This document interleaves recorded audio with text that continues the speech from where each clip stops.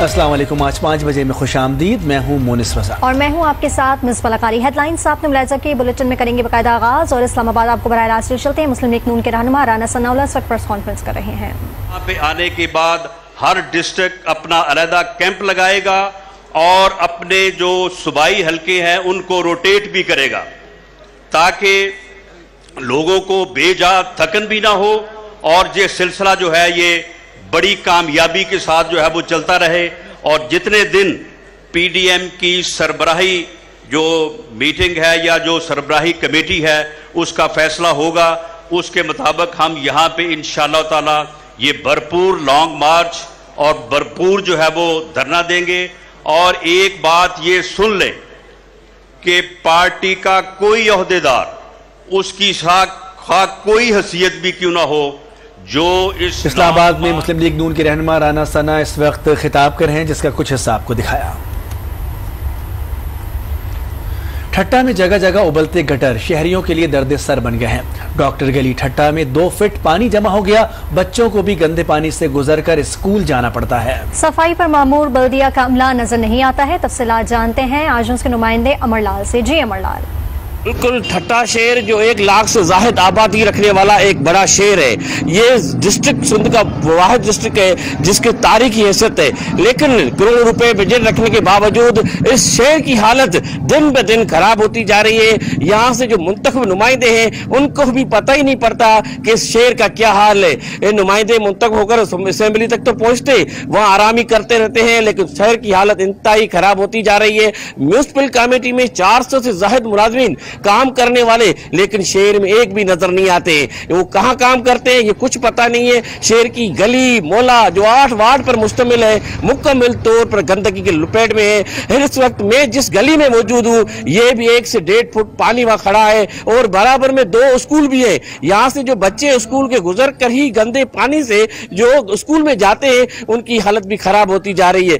मेरे साथ आइए कुछ सिविल सोसाइटी और सियासी समाजी रहनुमा मौजूद है। सर, मेरे ख्याल से अगर ठट्टा को अभी आसार कदीमा कहा जाए तो गलत नहीं होगा, इसलिए कि हम जहां खड़े हैं ये मशहूर डॉक्टर गली है, इसमें स्कूल है और हजारों लोगों को आना जाना होता है। लेकिन बड़े अफसोस के साथ बल्कि ये गली क्या, आप शहर का मुकम्मल सर्वे करें, कोई भी गली आपको महफूज नहीं मिलेगी जहाँ पे गंदगी के ढेर या अपना गटर के पानी खड़ा ना हो।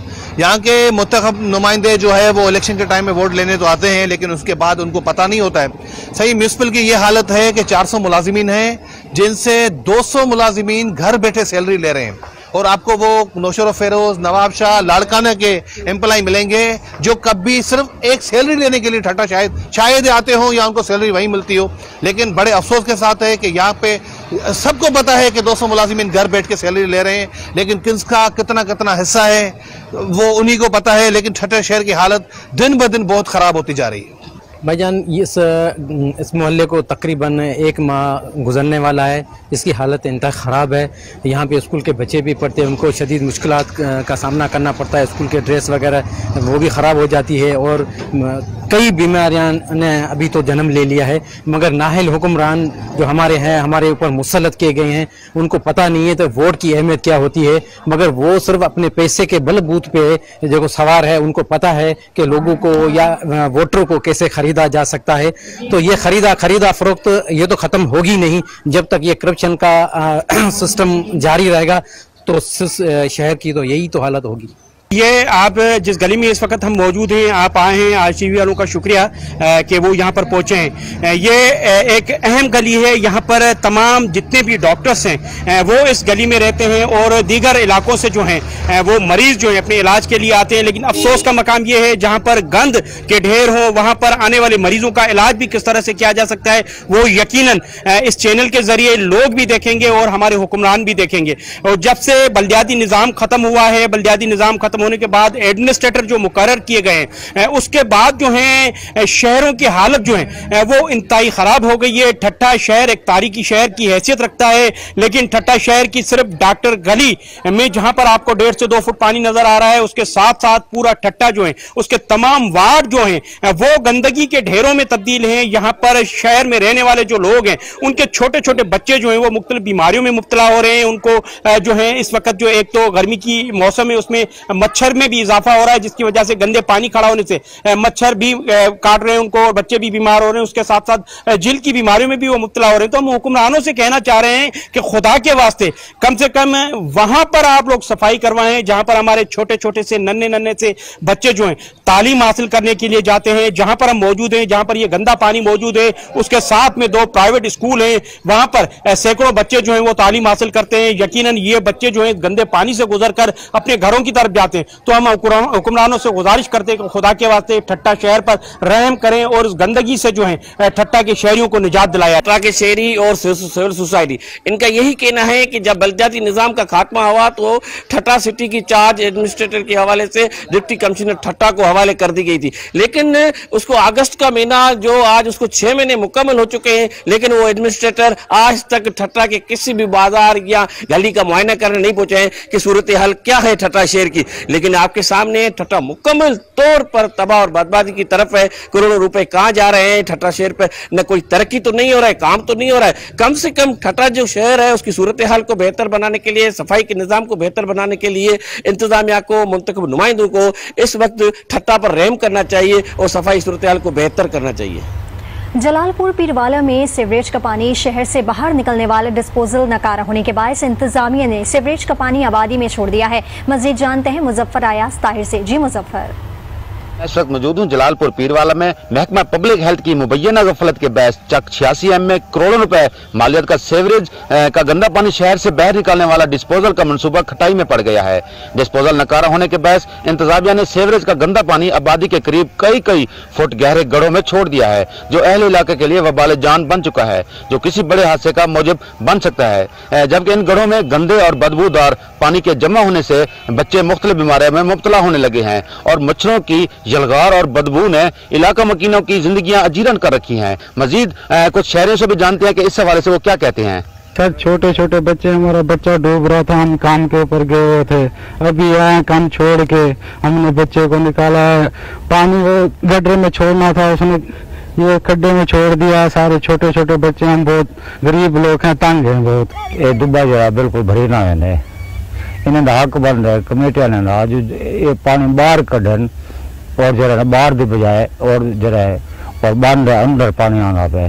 शहरियों ने कमिश्नर मुल्तान और डीसी मुल्तान से भरपूर अपील की है कि जलालपुर पीरवाला चक 86M में सेवरेज के इस नकारा मंसूबे को फौरी फाल करके आबादी में मौजूद गढ़ों में पानी न छोड़ा जाए ताकि इलाका मकीन इस अजियत से निजात पा सकें। गुलारची में पानी की शदीद किल्लत पैदा हो गई। सैकड़ों घोटों और देहात में पीने का पानी दस्तयाब नहीं। खवातीन और बच्चे दिन भर पानी के लिए सरगर्दा कई किलोमीटर दूर पैदल जाकर पीने का पानी भरने पर मजबूर हैं। गुलारची शहर समेत साहिली इलाकों में पानी की शदीद किल्लत। तराई, अहमद राजू, 0 पॉइंट, खड़ियो गंवर, खोरवा और दीगर देहातों में पानी का बहरान शिद्दत इख्तियार कर गया। फसलें तबाह होने से काश्तकारों को लाखों रुपए के नुकसान का सामना है। मकामी काश्तकारों का पानी की किल्लत के खिलाफ एहतजाज भी जारी है। तकरीबन काफी अरसे से पानी नहीं है गुलारची में। फसलें गंदम वगैरह वो तो तबाह हो गई, वो तो अपनी जगह पे पीने के लिए पानी नहीं है। अवाम आलूदा पानी पीने पर मजबूर हैं, जिसके बायस गैस्ट्रो, डायरिया जैसी बीमारियां तेजी से फैल रही हैं। हमारी यही रिक्वेस्ट है कि हमारे डिस्ट्रिक्ट बदीन की कैनाल्स का जो पानी का मसला है उसको जल्द अज जल्द ठीक किया जाए, पानी दिया जाए। यहाँ का सबसे बड़ा मेजर प्रॉब्लम है पानी।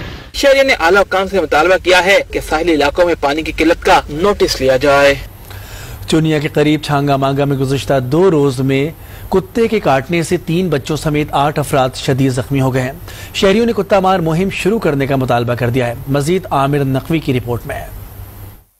छांगा मांगा में आवारा कुत्तों की भरमार। गुज़श्ता 2 रोज में कुत्ते के काटने से 3 बच्चों समेत 8 अफराद शदीद जख्मी हो गए, जिन्हें चुनिया के THQ अस्पताल मुंतकिल किया गया। मुतासरीन की वैक्सीनेशन भी की गई। इलाका मकीन कहते हैं आवारा कुत्तों की भरमार से खौफ-ए-राज फैल गया है। शहरियों ने मुतालबा किया कि कुत्ता मार मुहिम का आगाज किया जाए ताकि ऐसे वाकयात से बचा जा सके।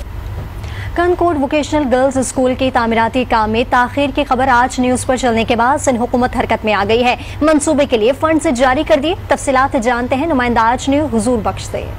बिल्कुल, मैं आपको बताता चलूं कि 1 हफ्ता कबल आज न्यूज में खबर नशर हुई थी कि वोकेशनल गर्ल्स स्कूल का काम जो है कि सुस्त रवि का शिकार था। अरसे दराज से यहाँ पर काम नहीं हो रहा था। जब आज न्यूज में खबर नशर हुई तो सिंध हुकूमत भी हरकत में आ गई और पैसे भी जारी कर दिए और ठेकेदार भी पहुंच गए, लेबर भी पहुंच गई। यहाँ पर काम जो है तेजी के साथ शुरू किया गया है। आइए मैं दिखाता चलूं आपको कि यहाँ पर जो पहले जिस तरह से हमने फुटेज दिखाए थे, तो यहाँ पर कोई मजदूर नहीं था, ना लेबर थी, ना कोई ठेकेदार नजर आ रहा था। जब हमने आज न्यूज में खबर नशर की थी, यहाँ की शहरियों की शिकायत थी कि यहाँ पर काम नहीं हो पा रहा, मगर आज आप देख सकते हैं कि यहाँ पर काम शुरू हो चुका है। यहाँ ठेकेदार है, हम उनसे जानेंगे। सर बताइएगा कि जब आज न्यूज में खबर नशर हुई थी तो कितने दिनों के बाद फौरन सिंध हुकूमत ने नोटिस लिया और आप लोगों को पैसे जारी कर दिए और आप लोगों ने काम शुरू कर दिया?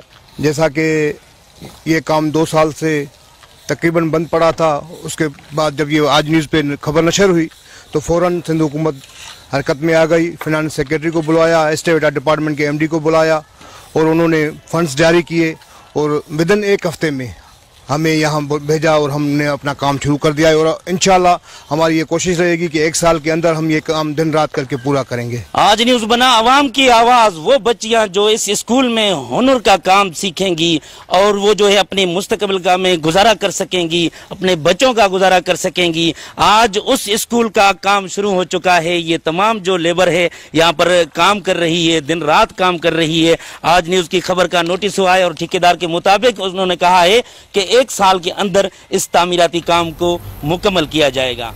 पंजाब में भी कोरोना से मुतासरा अफराद की तादाद में इजाफा होने लगा। लाहौर में वायरस के पेश नज़र तालीमी इदारों में 50% हाजिरी के अहकाम दिए गए, लेकिन बेशतर स्कूलों में अमल दरामद नहीं हो रहा। मजीद जानते हैं नुमाइंदा आज न्यूज़ हुमा भट्ट से।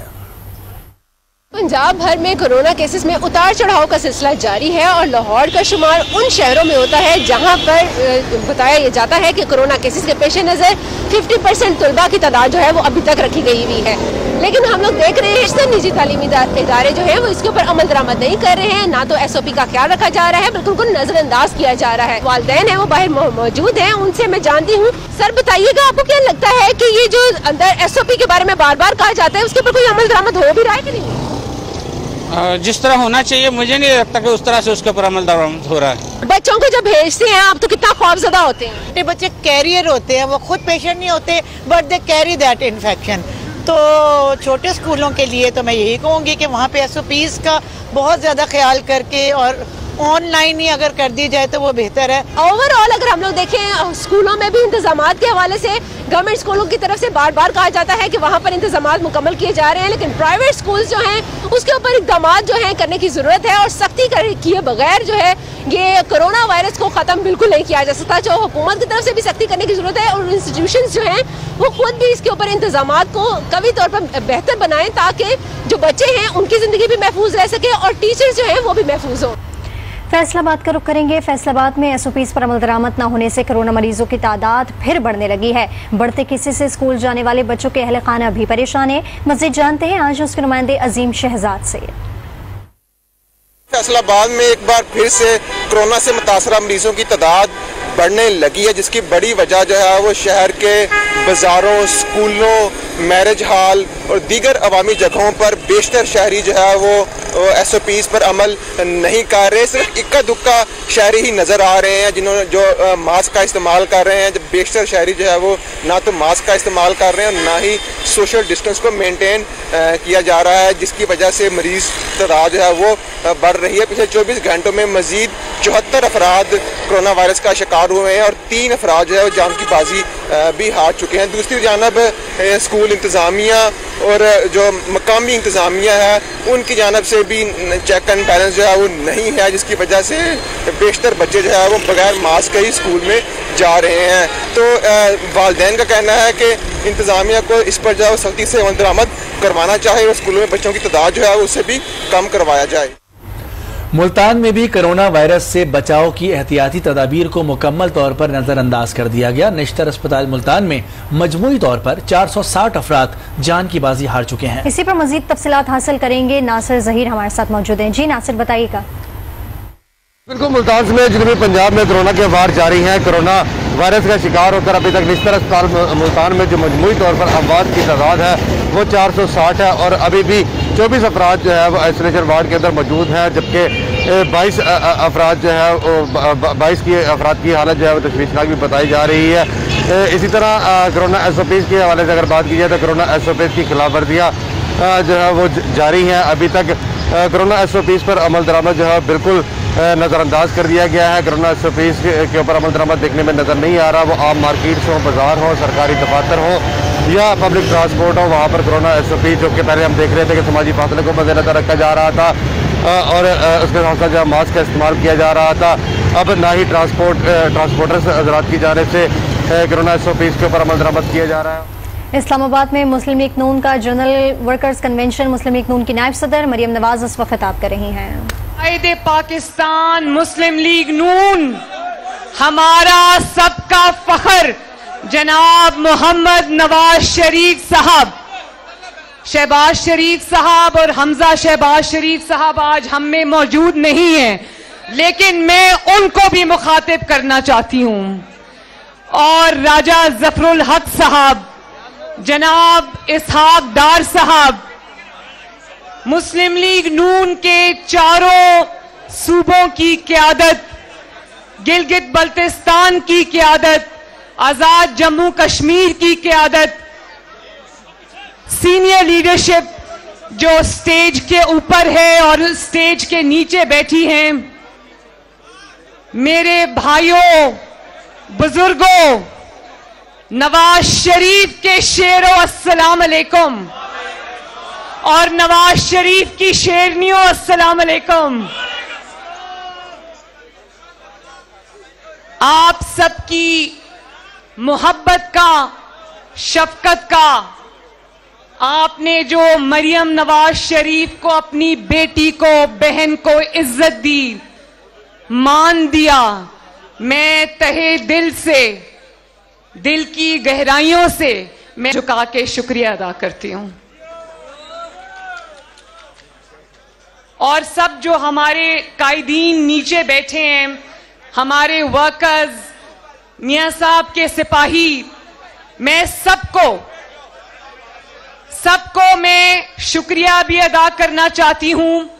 मुस्लिम लीग नून के वो सपोर्टर्स और वोटर्स और शेर जो यहां मौजूद हैं, जो यहां मौजूद नहीं हैं, मैं उन सब का शुक्रिया अदा करना चाहती हूं कि मुश्किल दौर में, जुल्म और इंतकाम के इस दौर में जिस तरह आपने मरियम नवाज शरीफ का साथ दिया, जिस तरह आपने वालिद की और भाइयों हसन और हुसैन की कमी महसूस नहीं होने दी, मैं ताज़ जिंदगी आपकी शुक्रगुजार रहूंगी। और सबसे पहले मैं परवेज रशीद साहब को जरा काइंडली खामोशी से सुनेंगे ताकि हम आराम से बात कर लें, कुछ जरूरी बातें करनी है। मैं ये भी देखना चाहती हूं कि मुस्लिम लीग नून का कारकुन और चाहने वाला मेरी बात मानता है या नहीं मानता। काइंडली तशरीफ रखेंगे प्लीज। मैं देखती हूं मानते हैं या नहीं मानते, फिर बैठे, तशरीफ रखें। बहुत शुक्रिया। इसी तरह आपने मेरी अर्ज भी सुननी है और इसी तरह आपने कायदे मोहतरम की तकरीर भी सुननी है, क्योंकि बातें बहुत जरूरी हैं, दिल की बातें करनी है।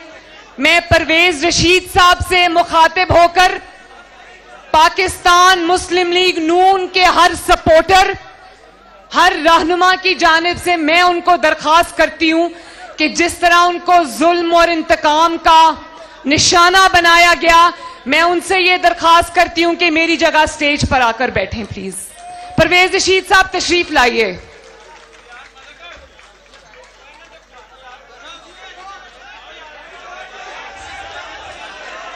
बैठ जाएं प्लीज।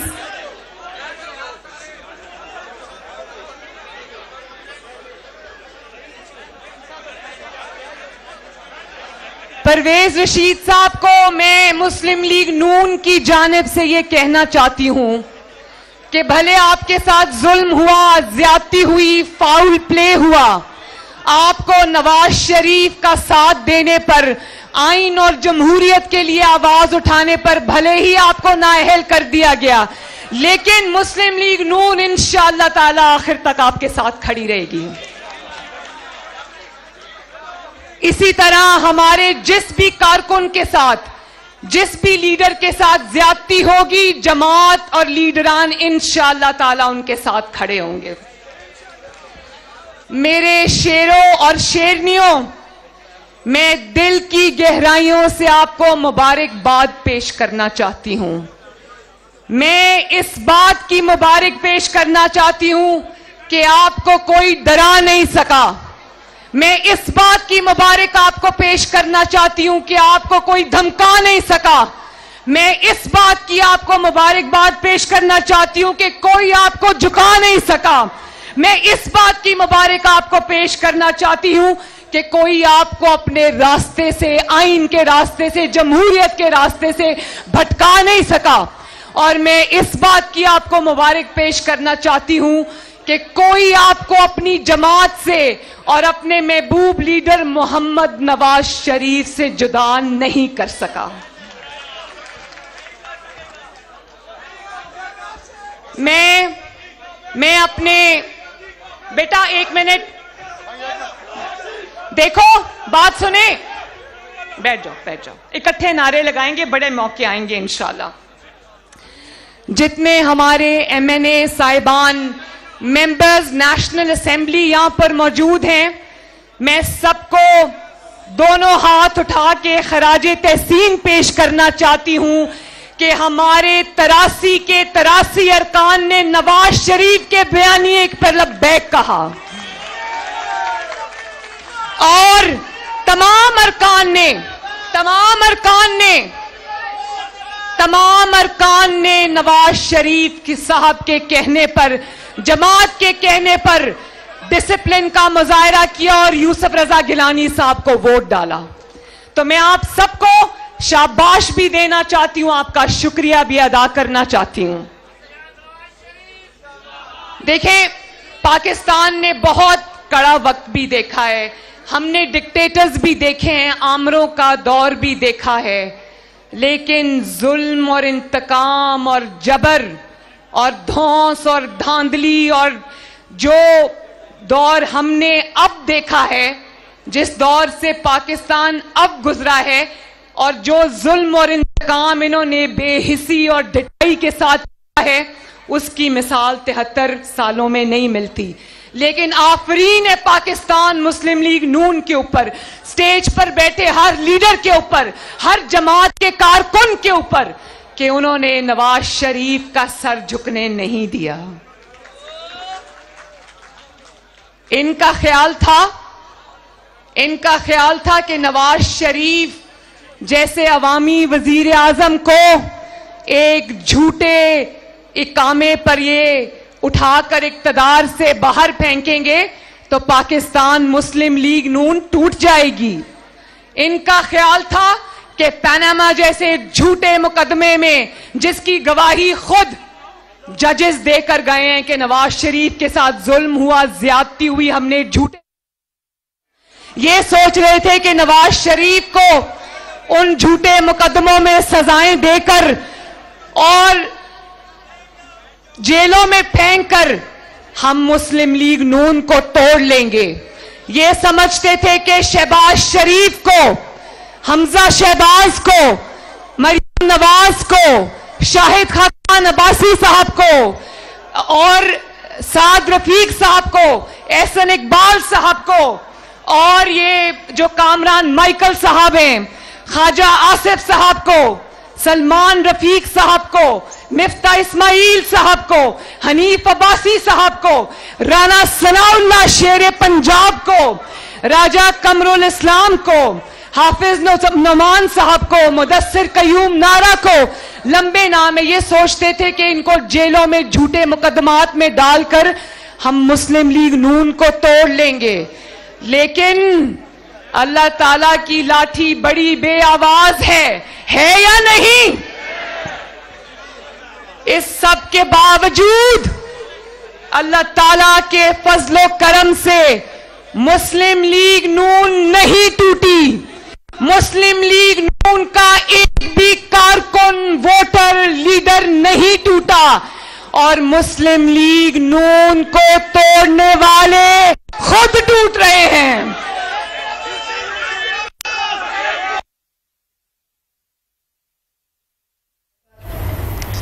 आपको बताएं कि इस्लामाबाद में मुस्लिम लीग नून का जनरल कन्वेंशन जारी है, जिससे मरियम नवाज इस वक्त खिताब कर रही थी और उन्होंने कहा कि परवेज रशीद को जो है वो निशाना बनाया गया और हम जो है हमेशा उनके साथ खड़े रहेंगे।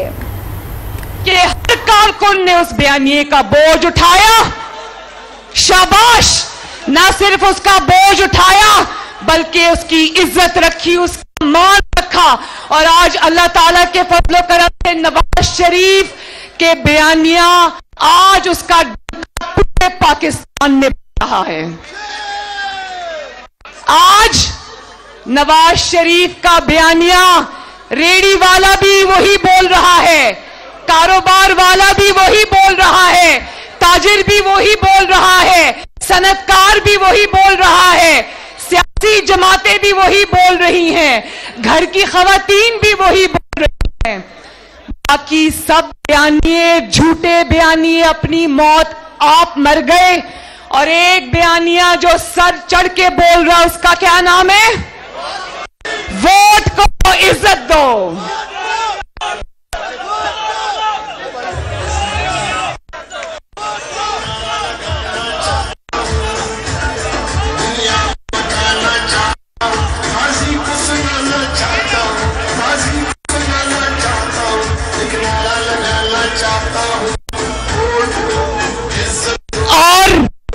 न सिर्फ ये कि नवाज शरीफ साहब के बयानिए का डंका बज रहा है, बल्कि हर शख्स झोली उठाकर, पाकिस्तान के 22 करोड़ अवाम झोलियां उठाकर इमरान खान को बद्दुआएं दे रहे हैं और कह रहे हैं अल्लाह नवाज शरीफ को वापस करा, ताला नवाज शरीफ को वापस लेके आ, ताकि मुल्क की तरक्की इंशाअल्लाह ताला उसका पहिया फिर से चले। और नवाज शरीफ का कारकुन ना डरता है, ना झुकता है, ना बिकता है और किसी भूल और गलत फहमी में मत रहना। सपोर्टर सिर्फ वोट डालने के लिए इलेक्शन के दिन निकलता है। नवाज शरीफ का वोटर जाग गया है। डस्का में, वजीराबाद में आपने देखा कि नवाज शरीफ का वोटर न सिर्फ वोट को इज्जत दो के बयानिए पर अमल करता हुआ, पोलिंग स्टेशंस में पोलिंग जो इनकी धांधली थी, जितनी भी इन्होंने फायरिंग की खुलेआम, और इन्होंने वोटर्स को डराया, धमकाया, वोटिंग स्लो रखी, पोलिंग स्लो रखी, थैले उठाकर भाग गए और वोटर्स की वोटर्स की माशाअल्लाह लाइनों पर लाइनें लगी हुई थी। तो ये भूल और गलत फहमी मेरा ना रहना कि नवाज शरीफ का वोटर और सपोर्टर वो पुराना वोटर और सपोर्टर है, या नवाज शरीफ का कारकुन डर जाएगा, हट जाएगा। नवाज शरीफ का कारकुन अब जाग गया है और नवाज शरीफ का कारकुन ना तुम्हें आवाम की जेबों पर डाका डालने देगा, ना आवाम के वोटों पर डाका डालने देगा।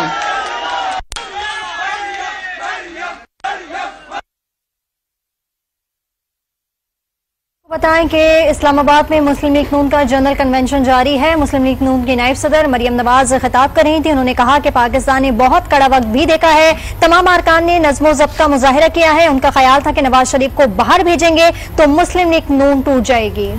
नून के जलसों में पहले कभी ये देखते थे कि लंबी कुर्सियां लगी होती थी, कितारें होती थी, जिसमें कारकुन और अवाम आकर बैठती थी, झंडा भी कोई नहीं उठाता था।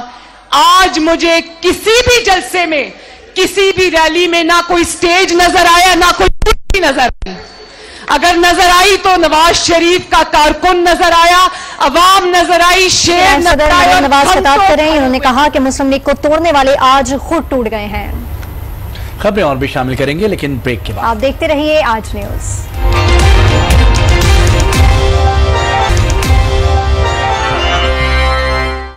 Welcome back. खबर दें आपको कि वज़ीर आज़म इमरान खान कौम से खिताब का वक्त उनका तब्दील हो चुका है। सेनेटर फैसल जावेद ने ट्वीट किया है कि वज़ीर आज़म इमरान खान आज 6:45 पर कौम से खिताब करेंगे। आपको बताएं कि वज़ीर आज़म इमरान खान का कौम से खिताब का वक्त तब्दील हो चुका है। सेनेटर फैसल जावेद ने ट्वीट किया है कि वज़ीर आज़म इमरान खान आज 6:45 पर कौम से खिताब करेंगे। जी हाँ, वज़ीर आज़म इमरान खान का कौम से खिताब का वक्त तब्दील। सेनेटर फैसल जावेद ने ट्वीट किया है कि वज़ीर आज़म इमरान खान आज 6:45 पर कौम से खिताब करेंगे। खबरों में फिल वक्त इतना ही। मजीद खबरों के लिए आप विजिट कर सकते हैं हमारी वेबसाइट आज.tv।